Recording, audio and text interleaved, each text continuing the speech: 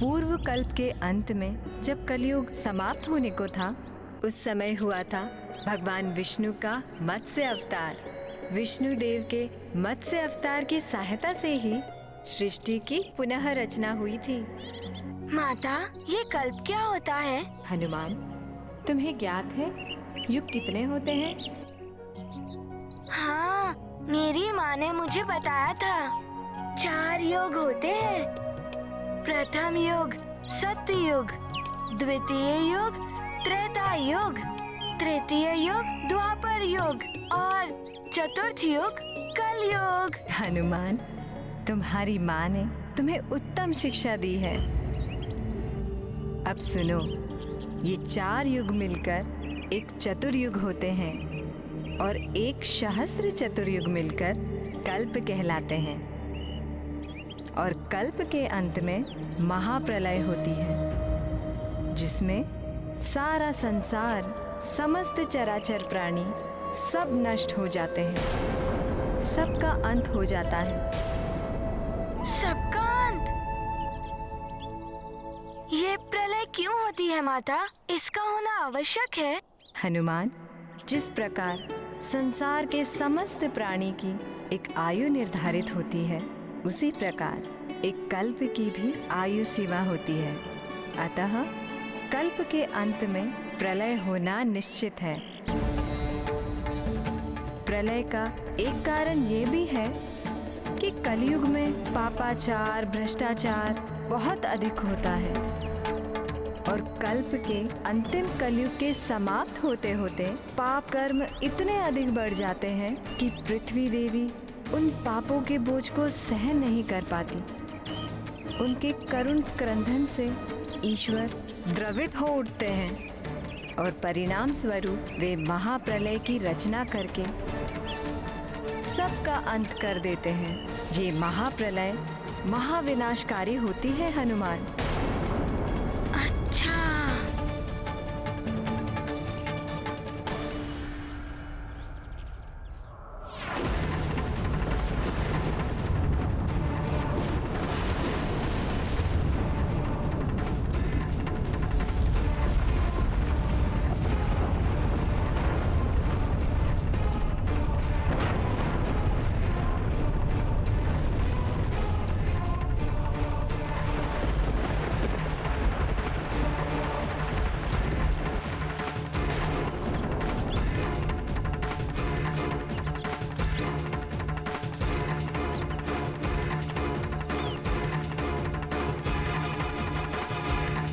उस समय की महाप्रलय भी महाभयंकर हुई होगी। सब कुछ नष्ट होने का अर्थ है सबकी मृत्यु। सबकी मृत्यु नहीं हनुमान, कलयुग के पापमय अंधकार में भी धर्म और आस्था की ज्योति जगाए रखने वाले कुछ भक्त हृदय मनुष्य भी होते हैं।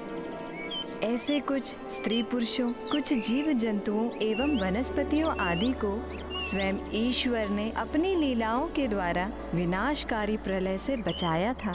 यही तो मैं भी सोच रहा था माता, कि भक्तों की रक्षा ईश्वर ने अवश्य ही की होगी। हनुमान, महाप्रलय से भक्तों के प्राण बचाने के लिए ही भगवान श्री विष्णु देव ने ही मत्स्य अवतार लिया था।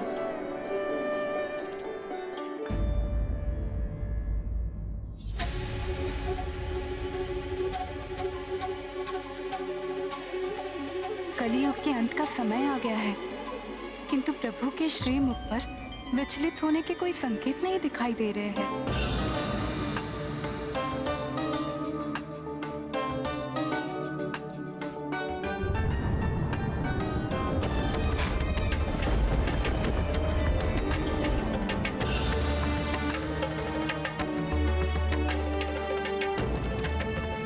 स्वामी, जगत का अंत होने को है। जग को अपने प्रथम अवतार के दर्शन दीजिए प्रभु।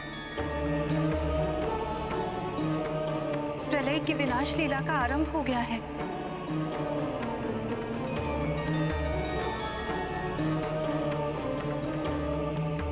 आश्चर्य है, मुझे आपके भक्तों एवं जीव जंतु आदि की चिंता हो रही है प्रभु।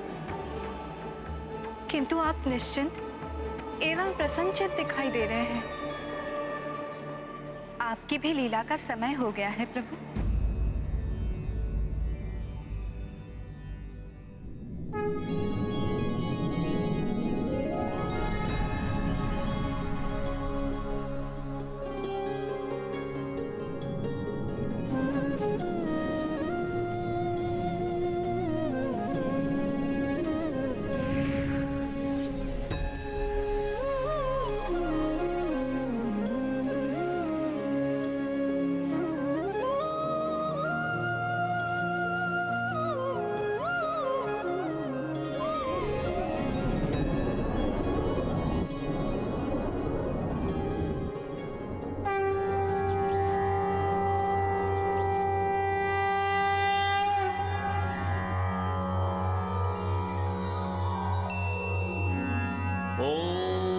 तत्पुरुषाय विद्महे महामीनाय धीमहि तनो विष्णु प्रचोदयात्।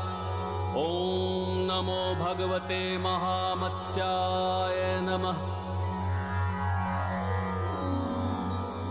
किंतु माता, उस छोटे से मत्स्य ने सारे भक्तों को महाप्रलय महाविनाश से कैसे बचा लिया?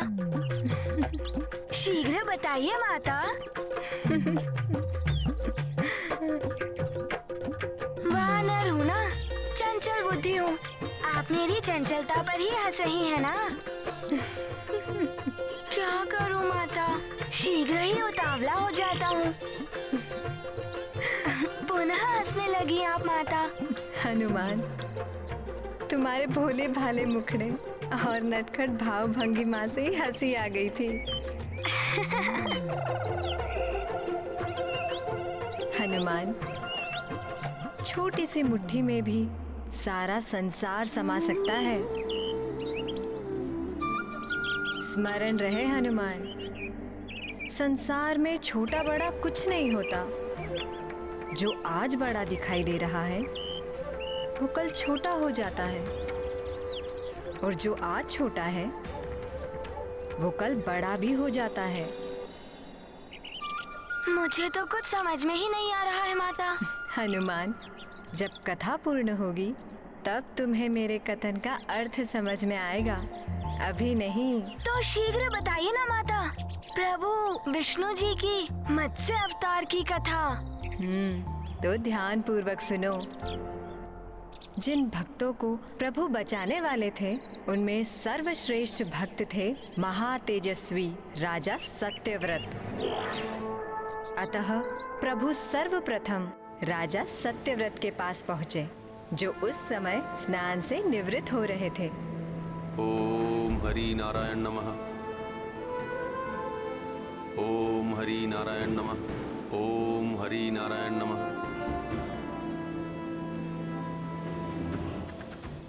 ओम हरि नारायण नमः।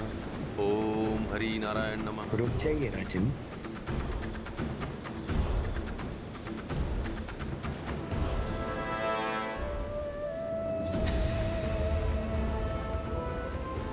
ये मत्स्य मेरी अंजलि में? मुझे जल में मत छोड़िए राजन। प्रभु, आपकी लीला भी अनोखी है। आपकी कृपा हो तो पत्थर भी बोल पड़ते हैं। ये तो एक जीवधारी मत्स्य है। आप तो देख ही रहे हैं, मैं एक छोटा सा मत्स्य हूँ। समुद्र में भयानक जलचरों के मध्य मेरा जीवन कभी भी संकट में पड़ सकता है। वे एक क्षण में मुझे अपना भोजन बना लेंगे। मैं इसीलिए आपकी शरण में आया हूँ, मेरी रक्षा कीजिए। मत्स्य, तुम बिल्कुल चिंता ना करो। मैं भली भांति तुम्हारी देखभाल करूंगा और तुम्हें रहने के लिए सुरक्षित और पर्याप्त स्थान दूंगा। धन्यवाद राजन।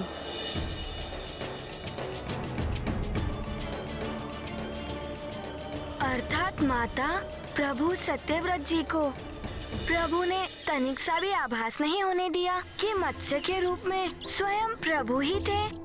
हाँ हनुमान, भगवान दर्शन देने से पूर्व अपने भक्त की भक्ति की कड़ी परीक्षा लेते हैं। हाँ, फिर राजा सत्यव्रत जी की प्रभु ने कैसे परीक्षा ली? राजा सत्यव्रत उन मत्स्य रूपी प्रभु को कमंडल में लेकर महल पहुंचे। हरिओम नमो नारायण। हरिओम नमो नारायण। हरिओम नमो नारायण। हरिओम नमो नारायण। हरिओम नमो नारायण।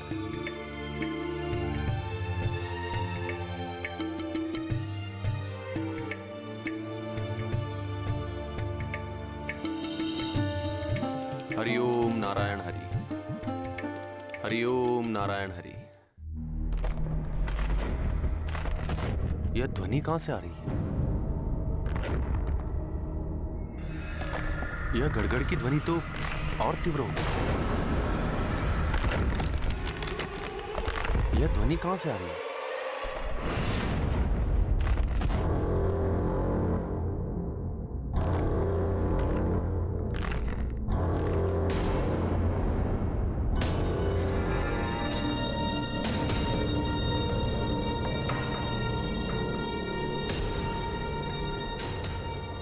ये मत्स्य इतना शीघ्र कैसे बड़ा हो गया? राजन, आपने तो मुझे भली भांति देखभाल करने का वचन दिया था, किंतु इस छोटे से कमंडल में मुझे रख दिया आपने। ये बहुत छोटा है, मैं असहज हूँ इसमें। अच्छा अच्छा, तुम चिंता मत करो, मैं तुम्हें तुम्हारे योग्य किसी बड़े और सुरक्षित स्थान पर ले जाता हूं। धन्यवाद राजन।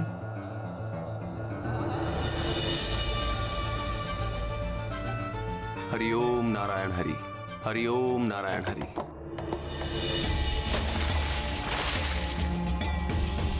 अब तुम इसमें आराम से रहो। यह स्थान तुम्हारे लिए काफी बड़ा, अच्छा और सुरक्षित है। यह विशाल पात्र तुम्हारे लिए उपयुक्त रहेगा। तुम्हें यहाँ कोई कठिनाई नहीं होगी। हरिओम नारायण हरि। अब क्या हुआ? राजन, रक्षा कीजिए। मत्स्य, तुम चिंता ना करो, हम तुम्हारे साथ किसी भी प्रकार की कोई दुर्घटना नहीं होने देंगे। हम तुम्हें इससे भी बड़े और उपयुक्त स्थान पर रखेंगे। धैर्य रखो। अर्थात पुनः प्रभु की लीला हुई। फिर क्या हुआ माता, शीघ्र बताइए ना। फिर जैसे ही राजा सत्यव्रत ने कक्ष के बाहर अपना पांव रखा,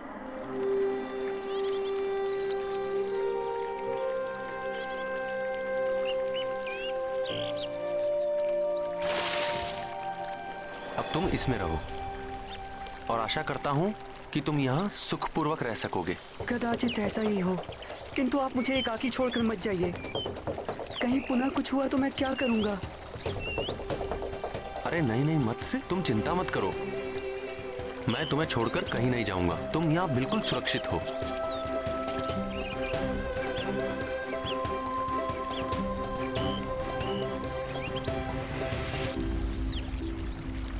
परंतु माता, हनुमान को एक बात समझ नहीं आ रही है।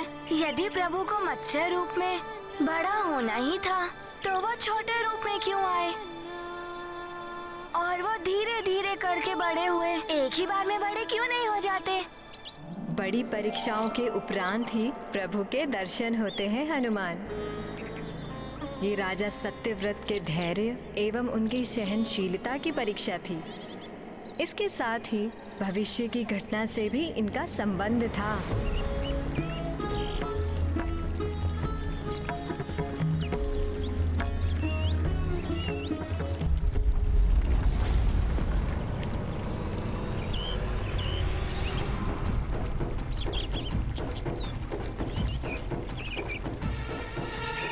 अब क्या हो रहा है? पुनः बड़ा हो गया ये मत्स्य।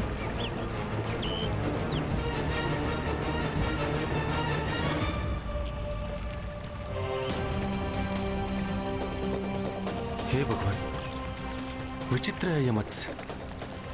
इसकी देह में कितनी तीव्रता से वृद्धि हो रही है।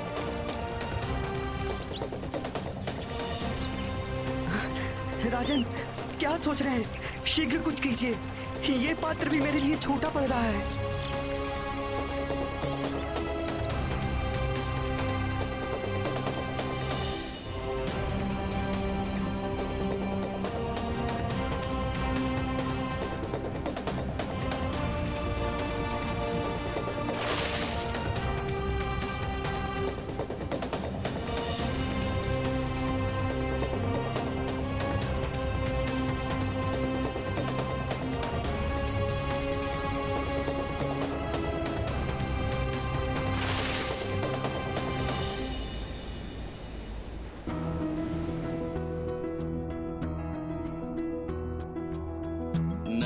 धीमीन कमंडल माए, आकारा में बढ़ती जाए।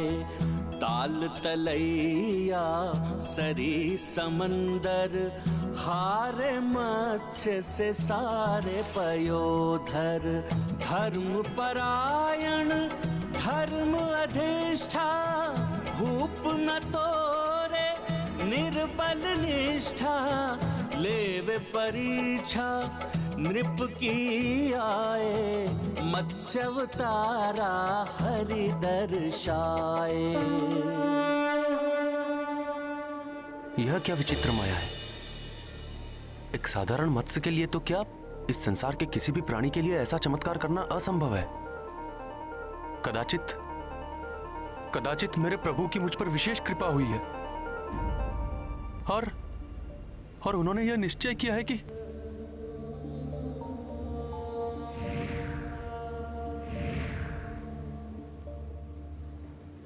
प्रभु, मेरे नारायण हरि, मैं जानता हूं कि इस अद्भुत मत्स्य रूप में आकर आपने अपने इस भक्त पर विशेष कृपा की है प्रभु। अब आप मुझे दर्शन देकर मेरा जीवन धन्य कर दीजिए प्रभु। मुझे दर्शन दीजिए, मुझे दर्शन दीजिए।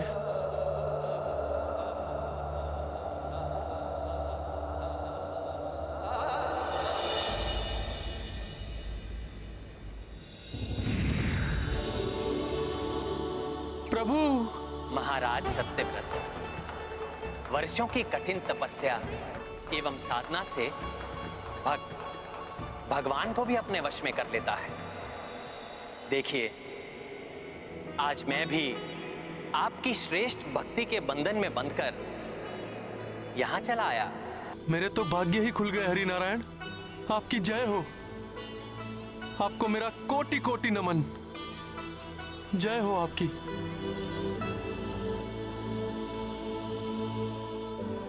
प्रभु, आपने दर्शन देकर मेरे संपूर्ण जीवन की साध पूर्ण कर दी। प्रभु, मेरे भगवान, अब मुझे अपने इस जीवन में कुछ और प्राप्त करने की इच्छा नहीं रही। किंतु महाराज सत्यव्रत, आज तो मुझे आपसे कुछ चाहिए। प्रभु, मेरे पास मेरा तो कुछ भी नहीं है। जो कुछ है सब आपकी ही कृपा का फल है प्रभु। आप आज्ञा दें प्रभु। मैं अपना जीवन भी आपके चरणों में अर्पित करने के लिए प्रस्तुत हूँ। राजन, आपको अपना जीवन अर्पित नहीं करना है, अपितु आपको औरों की जीवन रक्षा का कार्य करना है। प्रभु, मैं आपके इस कथन का आशय नहीं समझा। राजन, इस युग का अंत 7 दिनों में होने वाला है। पृथ्वी के अनेक भागों में प्रलय आरंभ हो चुका है। शीघ्र ही ये संपूर्ण पृथ्वी प्रलय जल में समा जाएगी और इस पृथ्वी पर स्थित समस्त चराचर प्राणी मृत्यु को प्राप्त हो जाएंगे। इस विनाशकारी प्रलय में अब तक पृथ्वी का 1/4 भाग डूब भी चुका है।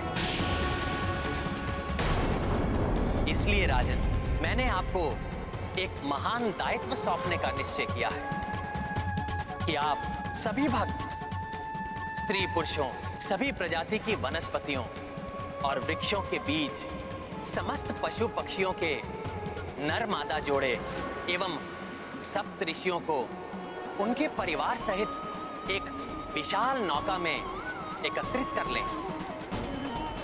यह कार्य आपको सीमित समय अवधि में पूर्ण करना है। मैं अपनी पूर्ण क्षमता के साथ आपके इस आदेश का पालन करूंगा प्रभु।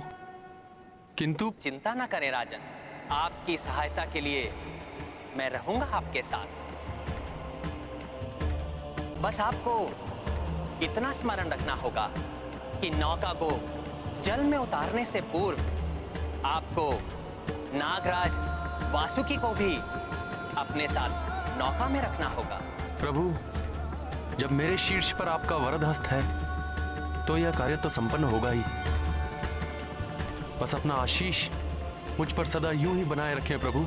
मुझे आप पर पूर्ण विश्वास है महाराज सत्यव्रत। जिस प्रकार आपने मेरे इस मत्स्य रूप जीवन की रक्षा के लिए इतनी तत्परता से प्रयत्न किए, उसी प्रकार अन्य जीवों की रक्षा करने के लिए भी आप उतनी ही तत्परता से कार्य करेंगे। अवश्य प्रभु, आपके इस आदेश का पूरे प्राण प्रण से पालन होगा। अच्छा, अब समझा हनुमान कि भगवान विष्णु जी राजा सत्यव्रत जी की इतनी कड़ी परीक्षा क्यों ले रहे थे। क्यों वो पहले नन्हे मत्स्य के रूप में आए, फिर धीरे धीरे बड़े होते गए और यो विशाल रूप धारण कर लिया। राजा सत्यव्रत जी की सहनशीलता की सीमा को देखना चाह रहे थे वो, कि सबके प्राण बचाने के लिए राजा सत्यव्रत पूर्ण तत्परता से कार्य कर सकते हैं या नहीं। किंतु मैं अभी भी ये नहीं समझ पा रहा हूँ कि भगवान विष्णु ने मत्स्य का रूप ही क्यों धारण किया। जब पूर्ण कथा सुनोगे हनुमान, तो तुम्हें ये भी समझ आ जाएगा। जैसे तुम राजा सत्यव्रत की परीक्षा के बारे में जान गए हो, परीक्षा की सफलता ने ही राजा सत्यव्रत को इतना महान उत्तरदायित्व दिलाया। वे भी पूर्ण तत्परता एवं मनोयोग से विष्णुदेव के भक्तों, सहृदय एवं सत्कर्मी स्त्री पुरुषों एवं अन्य जीवधारियों और वनस्पतियों को एकत्रित करने में जुट गए। उनके सेवक भी हर दिशा से मनुष्यों, प्राणियों और वनस्पतियों को ला रहे थे।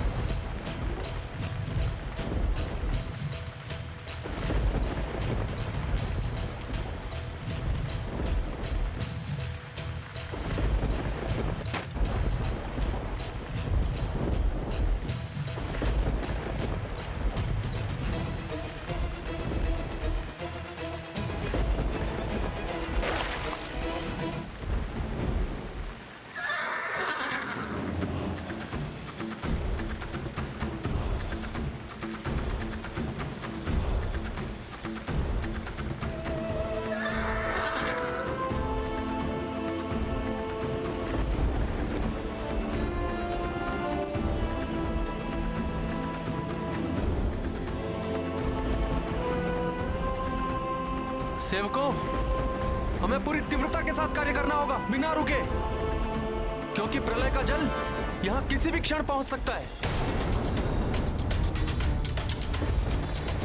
इसलिए बिना क्लांत हुए पूरी शक्ति से कार्य करो।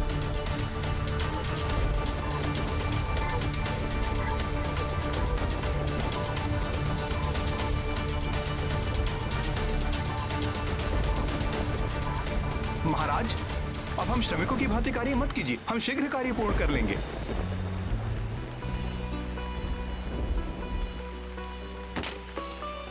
राजा तो प्रजा का सेवक होता है।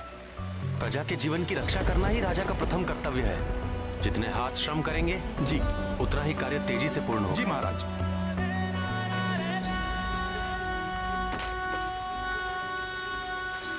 साथियों, वर्षा कितनी भी तीव्र गति से हो, हमारी दृढ़ इच्छा शक्ति को परास्त नहीं कर सकती, क्योंकि हमें प्रलय को परास्त करना है, किसी भी मूल्य पर।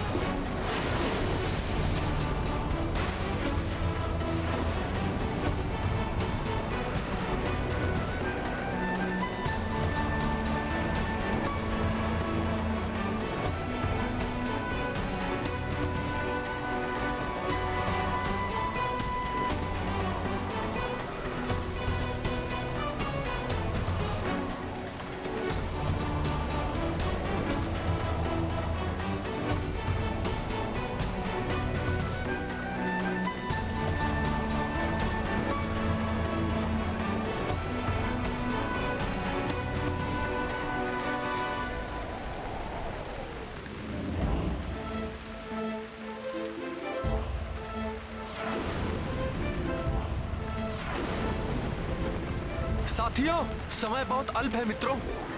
अपनी संपूर्ण शक्ति और सामर्थ्य लगा दो।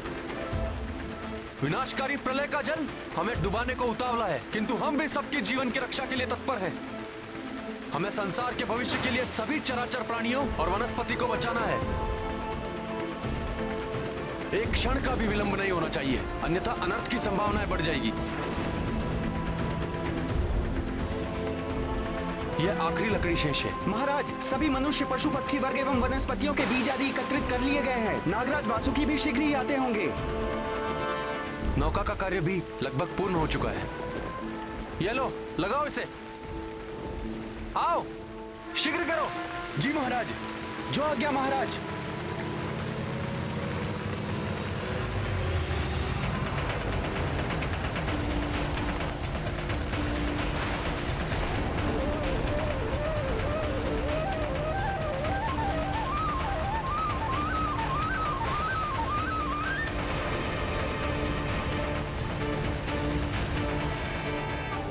ये तो पूर्व संकेत है प्रलय की।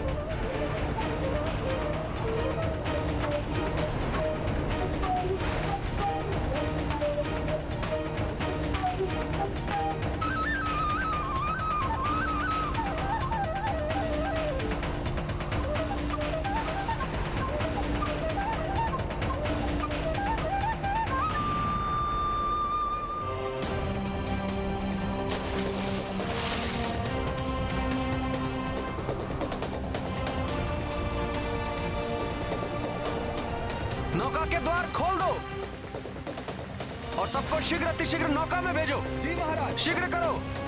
जी चलो, महाराज। शीघ्र चलो। चलो शीघ्र करो। शीघ्र चलो। रक्षा करो, रक्षा करो।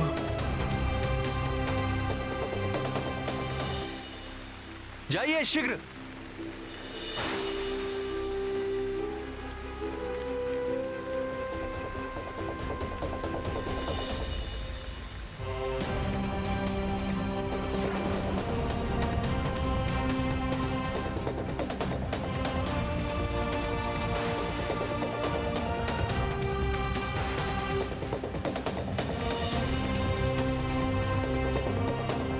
ये वनस्पति और वृक्षों के बीज आदि हैं। जाइए जाइए, शीघ्र कीजिए।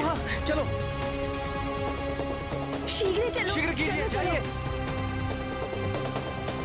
हिंसक पशुओं को देखकर कोई भयभीत ना हो। इस विनाशकारी प्रलय से सबके प्राण बचाने हैं हमें। आप सब लोगों से हमारी यह विनती है कि इस कठिन घड़ी में एक दूसरे की सहायता करें। फिर वो मनुष्य हो या पशु पक्षी, आप सब सहयात्री हैं इस नौका में। आइए शीघ्र कीजिए। जी महाराज। चलो शीघ्र करो। शीघ्र करो, प्रलय जल निकट आ गया है।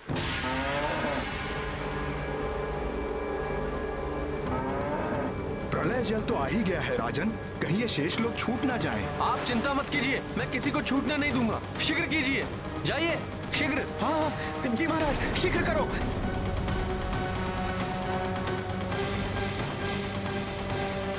और कोई शेष बचा है?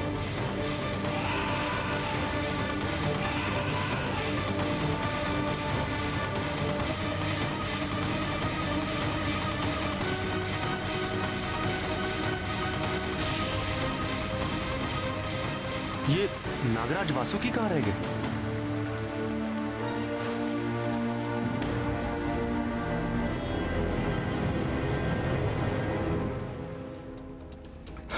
महाराज, और प्रतीक्षा मत कीजिए, द्वार बंद कराइए। हमें नागराज वासुकी की प्रतीक्षा करनी ही होगी। प्रभु ने उन्हें साथ लाने को कहा था। किंतु महाराज, जल यदि नौका में भर गया तो कोई नहीं बच पाएगा।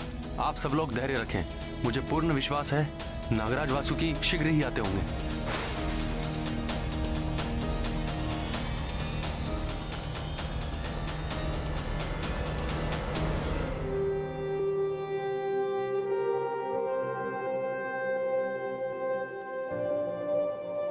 प्रभु श्री नारायण का नाम लो और द्वार बंद करो जल्दी। हरिओम नारायण हरि, हरिओम नारायण हरि।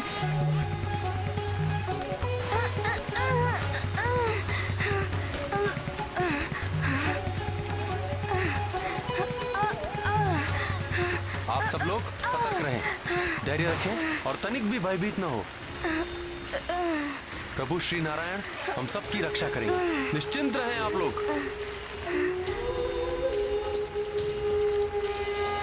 हे भगवान, ऐसे विनाशकारी लहरें, कहीं नौका ही ना पलट जाए। शुभ शुभ बोलो, प्रभु पर भरोसा रखो, वो सब ठीक कर देंगे। प्रभु श्री हरि नारायण की, प्रभु श्री हरि नारायण की।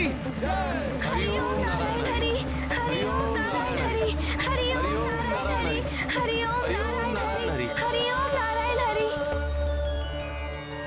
माता, प्रभु की कृपा से सब नौका सहित जल में तो उतर गए, परंतु क्या नौका इतनी सुदृढ़ बनी थी जो प्रलय की भयंकर लहरों की थपेड़ों को सहन कर सके, सब सुरक्षित रह सके। जैसे जैसे नौका आगे बढ़ रही थी, प्रलयकारी लहरें और अधिक भयावह हो रही थी।